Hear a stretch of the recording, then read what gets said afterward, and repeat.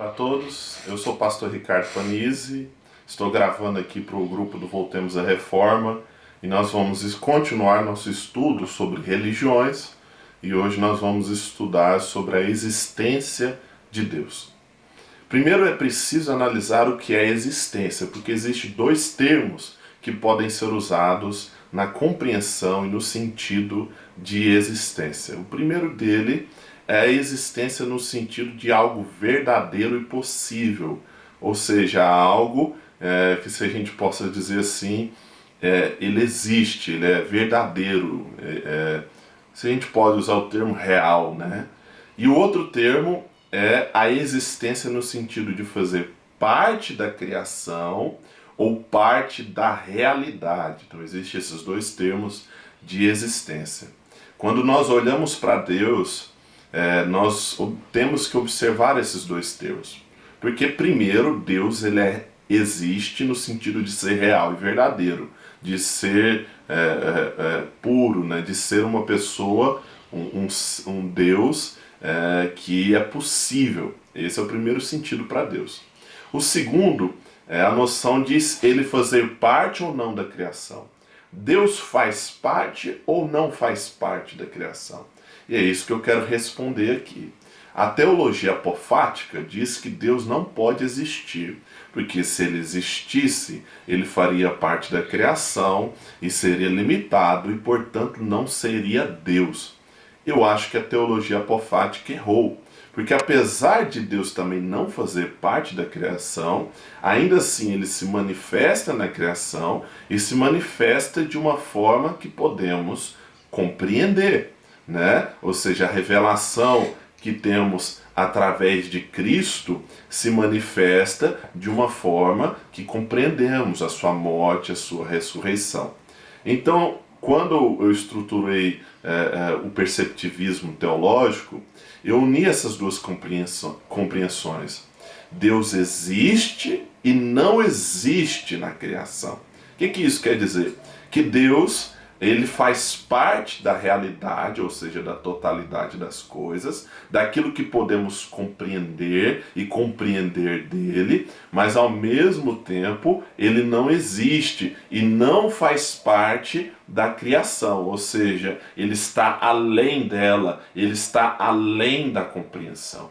Através desse princípio básico de existência e não existência divina, entre fazer parte da criação e não fazer parte, é possível propor então uma ideia sobre Deus ser verdadeiro possível, ou seja, existente nesse sentido. E nós olhamos, por exemplo, através da seguinte pergunta: quem criou a sorte ou o acaso que acontece no universo? Por exemplo, você joga um dado e ele cai o número 6, você joga de novo, cai o número 3. Isso é aparentemente o que chamamos de sorte. Quem criou esses dados, essas jogadas, a gente pode dizer assim, esse acaso que ocorre no universo, que é aparentemente desorganizado?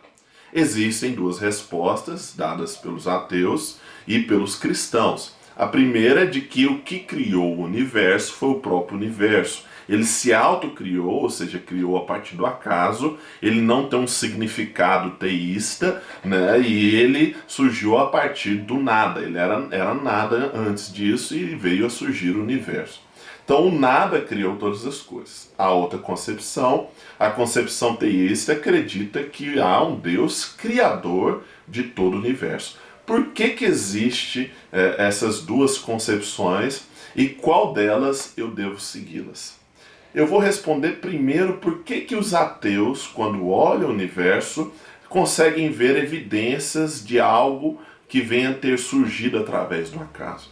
A resposta é que Deus, ele existe e não existe. O ser humano não consegue compreender coisas que vão além dessa existência, ou seja, a parte não existente de Deus. O ser humano ele não consegue compreender nada que vai além da realidade.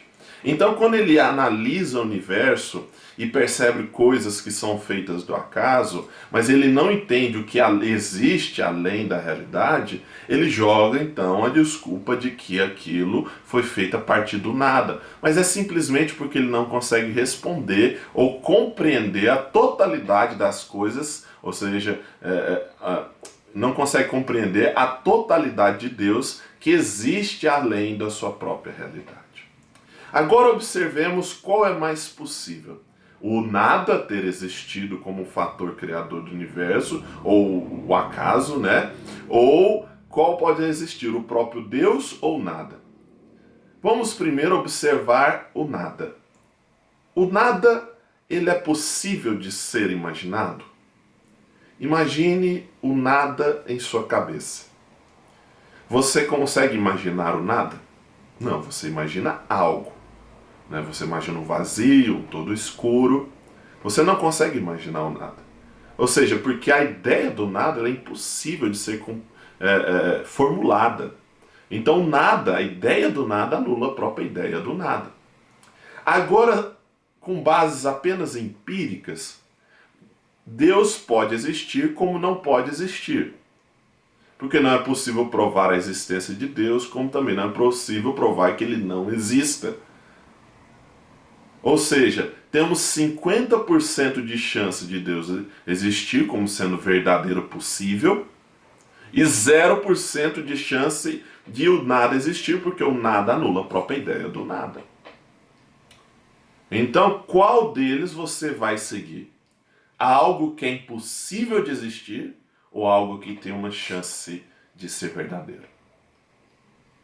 E quando nós vamos seguindo essa ideia do nada, que é baseada também no pensamento de Descartes, no argumento cosmológico e ontológico de como chama? Anselmo de Cantuária, né? Quando a gente vai seguindo esse pensamento, nós chegamos então, se nós unirmos todo ele, nós chegamos a um pensamento único que eu desenvolvi, que se chama argumento perceptivista da existência de Deus. E como é que esse argumento perceptivista? Primeiro, qual é a ideia mínima que nós podemos compreender? Eu já falei antes, é o nada. É uma ideia mínima que anula a si mesma. Qual é a ideia moderada?